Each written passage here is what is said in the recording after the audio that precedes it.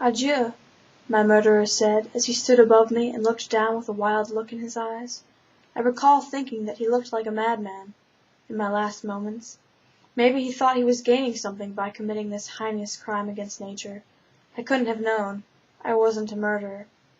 I was so frightened at the prospect of dying that I couldn't even open my mouth in a gasp, let alone scream. He had taken away my freedom. The evidence of this was that my body seemed to have turned from its usual habit of following my brain's commands. I was petrified with fear. He held his weapon tight in his hands, a golf club, since we were near a resort. He had caught me exiting the place alone and dragged me to this parking lot after drugging me with chloroform. There was no greater shame, I thought, than being murdered in a parking lot. "Pourquoi vivez-vous?" he asked me in French. My mind raced as I tried to remember the little bit of the language that I had learned in school. "Why do you live?" I'd realized he asked me. How was I supposed to answer that? I don't know. I looked into his eyes then, black with hate, and I recoiled. "Je ne sais pas," I whispered, because that's the best I could do on the verge of death. Without even considering what I'd said, he suddenly lifted the club above my head and brought it down hard. I felt hot, burning pain inside as the wound was inflicted. I was numb all over, except I could feel the hot enter my mouth and begin to leak out through the cracks in between my teeth. I coughed and spluttered, and the hot came out, spraying all over the cement. I stared down at the dark red droplets and lurched with nausea as the pain continued. The vomit didn't even make it up my throat before my eyes glazed over, and my memories became hazy. I felt a strange sense of consciousness despite the darkness. How can I be alive? He clubbed me, literally. Maybe I should just open my eyes. But there were none to open. It was as if only my conscience existed, floating round in the matter that there was, doing nothing but existing. And then I saw the light. It was far away, barely visible. I don't even know what I could have seen it with, since I didn't have anything like eyes. It was more like I just sensed it. There was a presence out there, something with a soul. Was that what I was then? Just a soul? "Hello? Who are you? What's going on?" I thought as loud as I could, since I didn't have a mouth or vocal cords with which to produce sounds and form words. "Yes," said the presence. I could almost feel the light of it shining upon me, my soul. "I am here.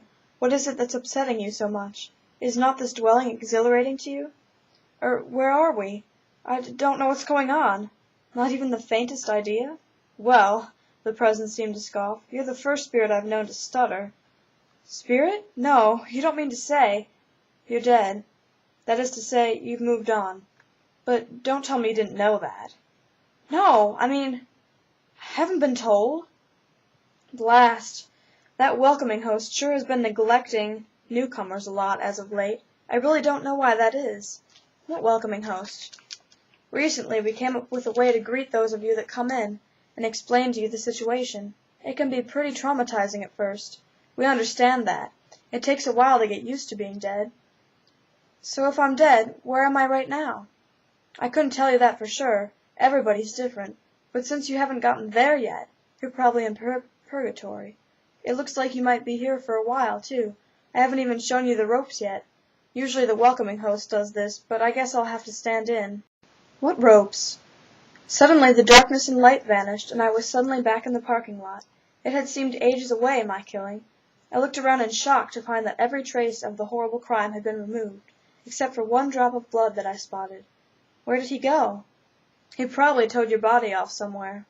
The presence was back, evidently.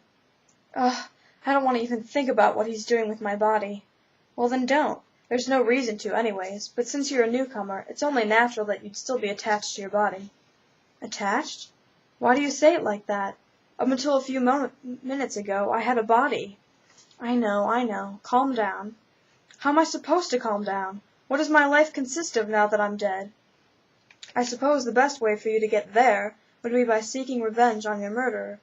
But I want you to keep in mind that this may be frustrating for you. There's only a couple people out there who are mediums. That is, they can speak to dead people.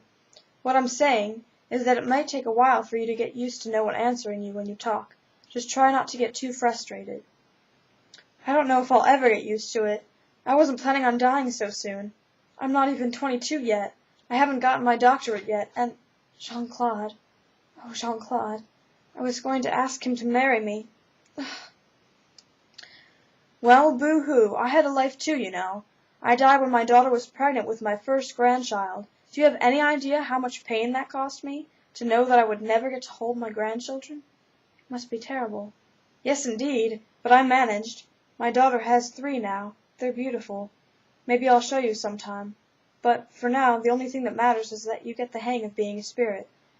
I was beginning to be thankful that I didn't have a body any more, because I would have hated for the presents to see me cry. I hadn't been given a chance to say goodbye to Jean-Claude, my parents, or my 2 brothers. Not only that, but all of my new friends I'd met while studying abroad. The truth was, I learned a lot in France, including to stay away from resorts. Where do you want to go first? The presents asked me. The world is at your disposal. Je ne sais pas.